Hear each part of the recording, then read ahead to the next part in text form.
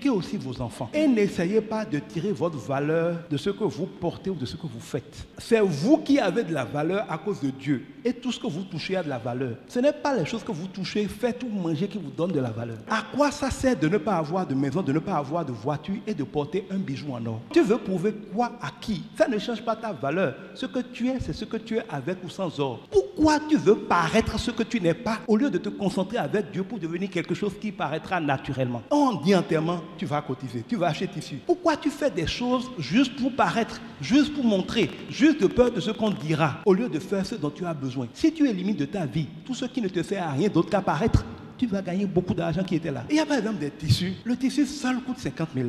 Il y a un tissu seul qui coûte 100 000, qui coûte 200 000. Oui. Est-ce qu'un homme normal, surtout il n'a pas encore de maison, et il n'a pas encore de voiture parfois, et même s'il en a, va pour faire caprice de sa femme ou pour paraître lui-même, sortir 200 000 francs juste en tissu pour porter une tenue? Est-ce que ça, c'est être béni ou être stupide? Est-ce qu'on va dire que Dieu ne t'a pas béni ou bien tu es en train de jeter la bénédiction? La demi-pièce à 50 000, là, moi je porte des tissus qui coûtent 3 000. Ça veut dire que je fais le calcul avec 50 000, j'ai 15 tenues. Pourquoi je vais prendre l'argent de 15 tenues? Moi, il m'habille comme ça, ouais, donc, tout simple. Ça ne change pas ma valeur. Même si je porte culotte pour arriver ici, là, ça ne change pas ma valeur. Ma valeur, c'est de l'intérieur. Pourquoi je vais pour un tissu, donner l'argent de 15 tissus? Pour n'en dire rien. Moi, à toi, c'est Dieu valeur, tu as des beaux bio, à l'origine blanc. Oui,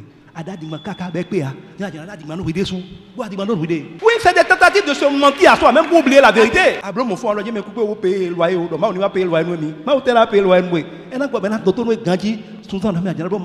Ne faites pas parce que tout le monde fait. Jésus dit, vous préférez faire la tradition des hommes au lieu d'obéir à la parole de Dieu. Tous vos problèmes financiers viennent de là. Et à ce niveau, l'homme et la femme doivent s'entendre. Parce que le manque de sagesse de l'un crée parfois des problèmes à l'autre. Quand il y a quelque chose d'inutile dans la famille de la femme, par exemple, il y a des femmes insensées qui mettent la pression sur le mari pour gaspiller le peu d'argent qu'ils ont dedans. Mais ça crée des problèmes. Apprenez à vos enfants à manger sainement et à ne pas suivre la mode.